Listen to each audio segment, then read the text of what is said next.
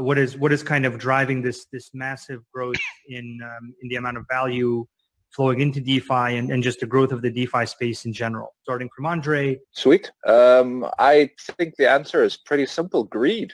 I mean, the reason there's such a massive influx of money right now is because people are making money in insane amounts. And the reason they're making money in insane amounts is because we came up with a whole new Ponzi, which is governance tokens, which is this wonderful way where we give away free worthless tokens that for some reason people buy. And then the next wave comes in that buys that, so that the first wave can sell it into the one that just bought. And we just keep repeating the cycle while it's accruing more and more and more value. And this is making people paper wealthy by insane amounts. And I might have strong opinions on this thing that we can unpack, but it's not the sustainable part of DeFi. So if we do look past that for a little bit and we look underneath it, we'll see the protocols that are accruing value. And this is things like the Synthetics ecosystem, like the Aave ecosystem, like Compound, and the supporting tools like Chainlink as well, for example. These are the real things accruing value, because they're the ones that are going to be here in a year from now when this greed phase is over. But I mean, I don't think there's much argument on this point that the current massive influx is purely because of this new greed cycle that we've created seemingly out of thin air.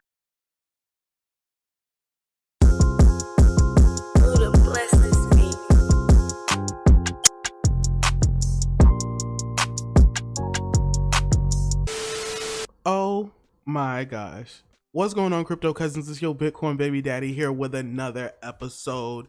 If you're new here, go ahead, hit the like button, hit the subscribe button, because I make a video every other day or when I feel like it. You know how it goes.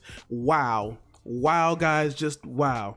So if you guys don't know, that was Andre Cronje. I'm just gonna say Cronje, but yeah, he literally just explains to everybody what's really powering the DeFi movement right now. The creator of the hottest, the biggest DeFi, the ridiculous, the most gainiest DeFi token right now admits exactly what's happening in the DeFi space right now. Yo, but leave it in the comments below. How do you feel about Andre being so honest in his speech of how he feels about what's going on in DeFi right now and his vision on how he thinks DeFi is going to go even farther? Make sure you leave that in the comments. But let's get into what's going on in the YFI community right now.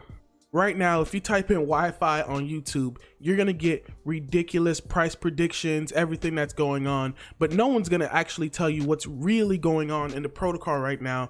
And if you guys don't know, I made this video back in July, and I was one of the first YouTubers to actually talk about it because I was really getting into the research.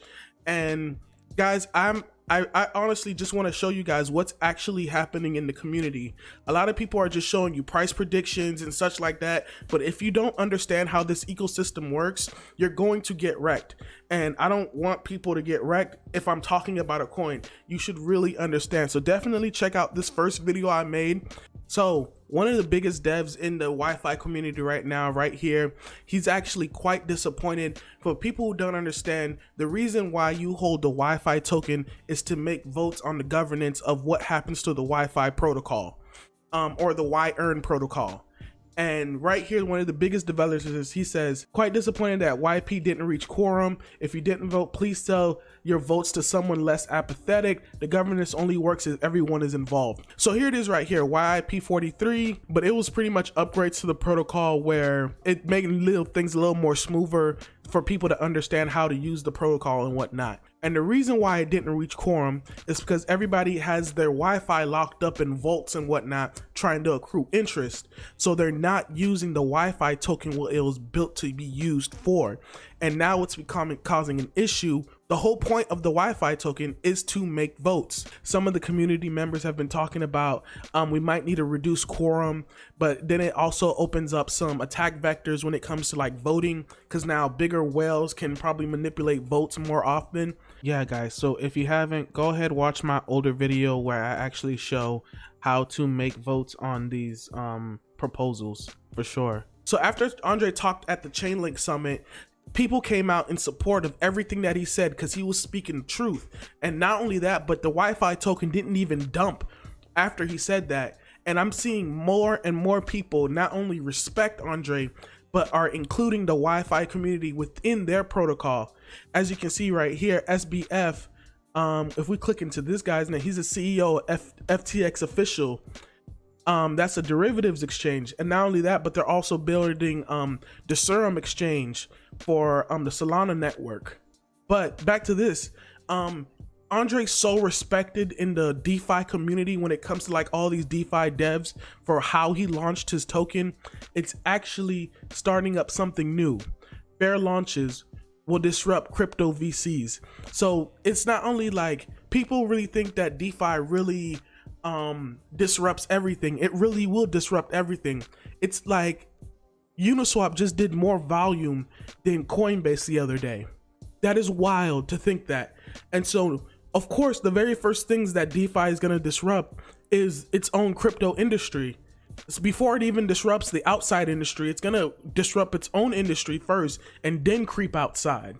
So now we're seeing a lot of people taking their coins off exchanges and whatnot. But not only that, now we're seeing VCs even having to front run against people. So now these fair launches are starting to happen, and it's all because of Andre. Now people are getting in, and so it's essentially like almost ICO season part 2. If you really think about it, a coin went from 0 to 3,000, and now everyone's doing it. Now everyone's starting to like build their own things. And you can see it right here with all the YFI clones, all the different clones of YFI, all the different things. And it scares me to see that this space is getting quicker and quicker, more just degenerate.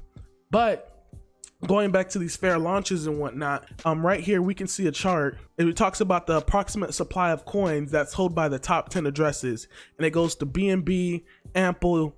You have BNB at 80%, Ample at 60%, Balancer at 40%, but Yams 0.2, whatever. So, but when it comes to YFI, the top 10 addresses only own 8%. That's crazy, and even less for BTC and even less for ETH. It's crazy what this fair launches did. And so now it's starting to launch even more tokens, even more experimental tokens, and it can be proved right here. Right here, Andre tweets out, "This tweet makes me incredibly happy. If Iron Finance managed to help fund people for the next new wave of builders in any way, I'm truly happy." And there's another dev talking about how he's happy he doesn't have to pander to VCs to build his crazy DeFi DAO ideas. As much as we think that this space is just topping out, it's gonna get way crazier in the coming months. Just think about it, guys. Bitcoin hasn't even hit 20K yet.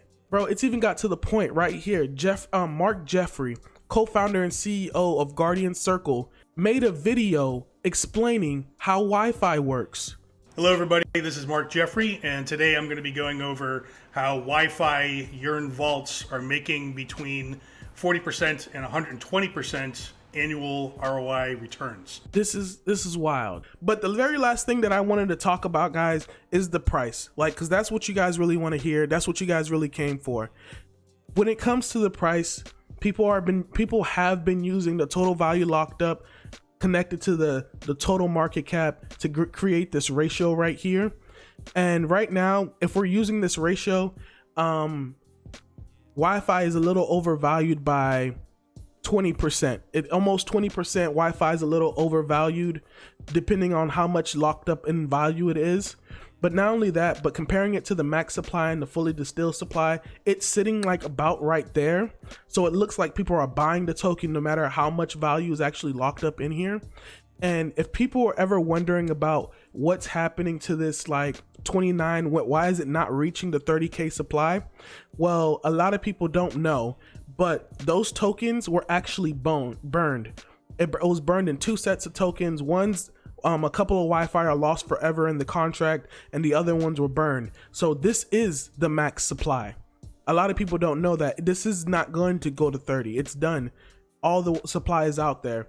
But as of right now, with the price of Wi-Fi, and I just want people to be careful because it's already sitting at number 26, and that's really high for CoinGecko, to be real. I know a couple of YouTubers have been saying that they're buying now, you just don't know what you're gonna get into, guys. So, but we don't know what this coin can do.